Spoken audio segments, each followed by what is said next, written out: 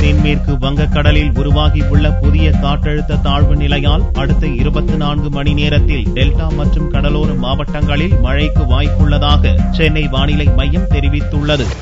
சென்னை வானிலை மைய இயக்குநர் ரமணன் ஞாயிறன்று செய்தியாளர்களை சந்தித்தார். கடந்த 24 மணி நேரத்தில் எந்த வானிலை நிகழ்வும் நடக்காத நிலையில் வறண்ட வானிலை நிகழ்ந்ததாக தெரிவித்தார். இந்நிலையில் தென்மேற்கு வங்கக்கடலில் உருவாகியுள்ள புதிய காற்றழுத்த தாழ்வு நிலையால் தமிழகத்தில் ஓரிரு இடங்களில் மழை பெய்யும் என்றும் அடுத்த 24 மணி நேரத்தில் டெல்டா மற்றும் கடலோர மாவட்டங்களில் மழை பெய்ய வாய்ப்புள்ளதாக ரமணன் தெரிவித்தார்.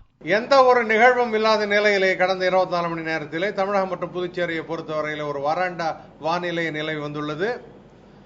தென்மேற்கு வங்க கடல் பகுதியில் ஒரு புதிய காற்றழுத்த தாழ்வு நிலை கொண்டுள்ளது. இதன் காரணமாக வரும் 24 மணி நேரத்திலே தமிழகத்திலே ஓரிரு இடங்களில் நாம் எதிர்பார்க்கலாம். குறிப்பாக டெல்டா மற்றும் தென் கடலோர மாவட்டங்களிலே நாம் எதிர்பார்க்கலாம்.